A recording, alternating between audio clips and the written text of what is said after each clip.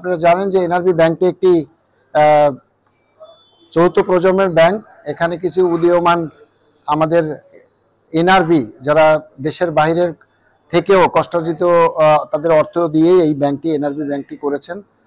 মূল শুরু থেকেই আমাদের এনআরবি ব্যাংকের মূল লক্ষ্য ছিল আমাদের ফাইন্যান্সিয়াল ইনক্লুশন, যেটাকে অন্তর্ভুক্তিমূলক সেবা আমরা বলে থাকি।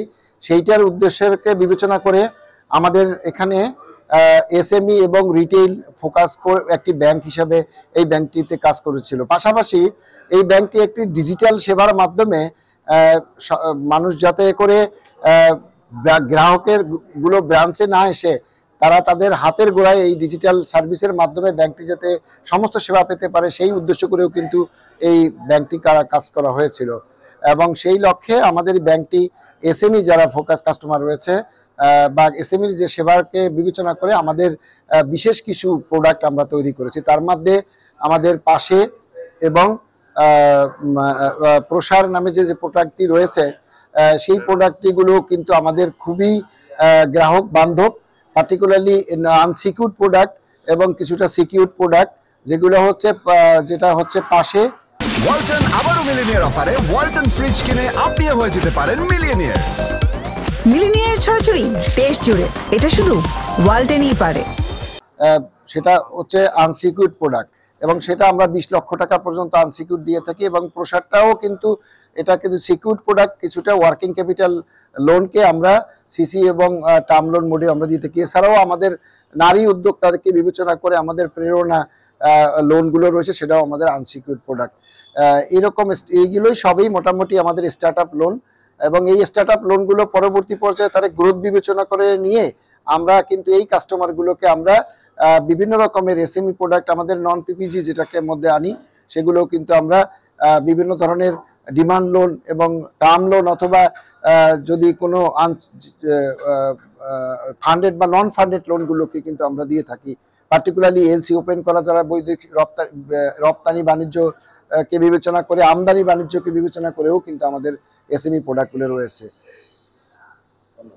সেই ক্ষেত্রে আরেকটা জিনিস জানতে চাচ্ছি, এটা অত্যন্ত আপনি হয়তো যে ব্যাপারটাকে বিবেচনা নিয়েছেন, আসলে হয়তো আপনাদের প্রচার নাই এ কথাটা হয়তো আমি সরাসরি ডিফেন্ড করছি না।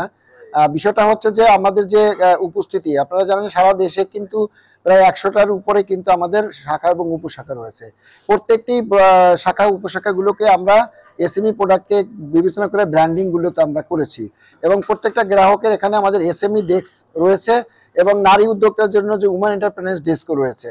তো সেই ক্ষেত্রে ব্যাংকটি গুরুত্ব দিয়ে এসেছিল।